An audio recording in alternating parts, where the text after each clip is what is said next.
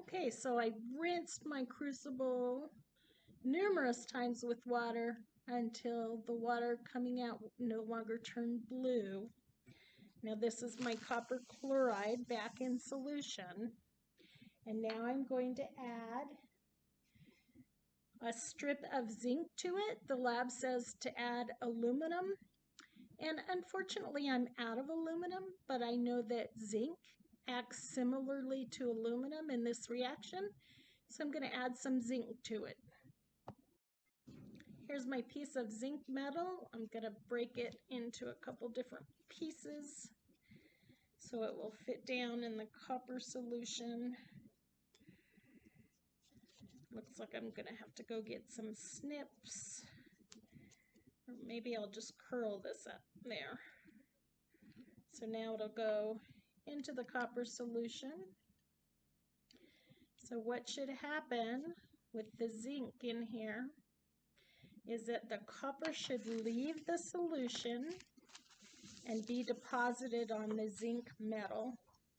And the zinc will go into an ionic form and then be in solution.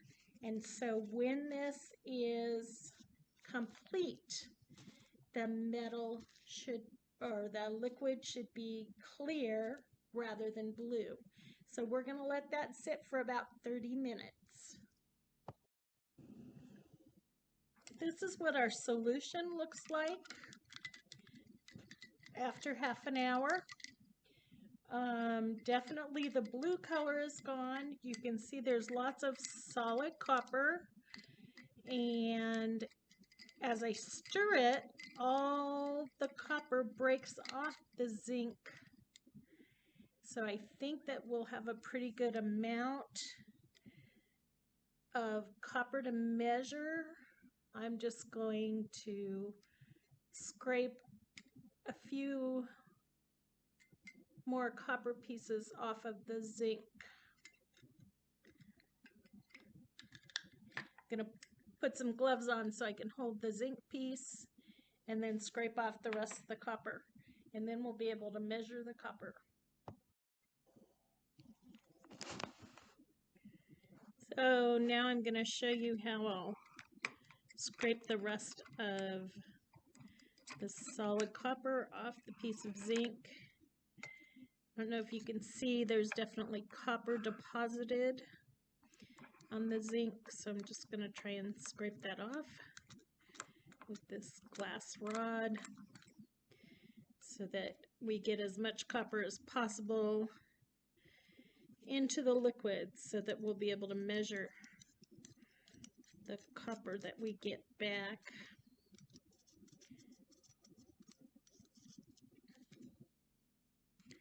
So what happened in this reaction is that the copper ion that was in solution and made the solution blue lost or gained a couple electrons from the zinc ions, and then the solid copper was deposited on the zinc strip, and some of the zinc gave up its ions to the copper, and so the zinc ions are now in solution. So that's pretty good. Now the other thing we need to do is add a little bit of hydrochloric acid, 6 drops, to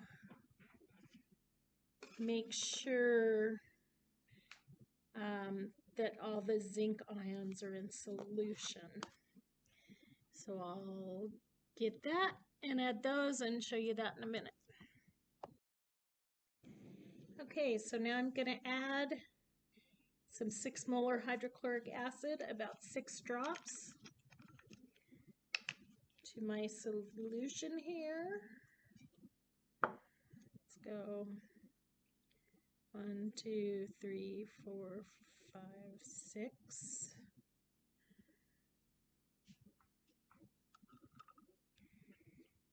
And notice how that's clearing up the solution right away. And the bubbles coming out are hydrogen gas.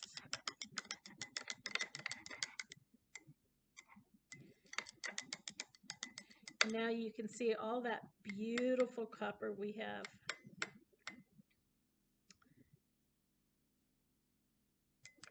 And our next step is going to be filtering out the water and saving the copper. So we're going to be moving on to that step.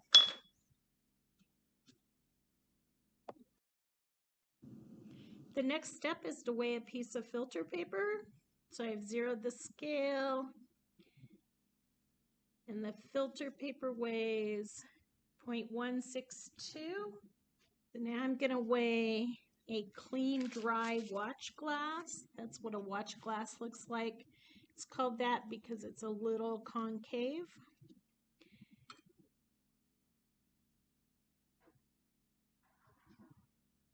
Okay, that's 27.9.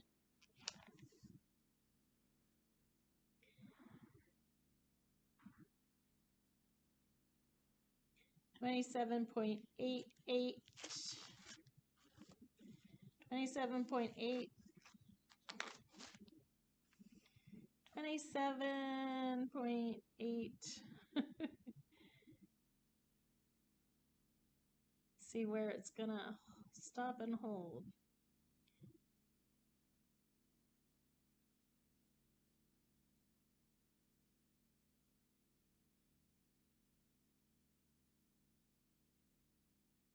$27.845.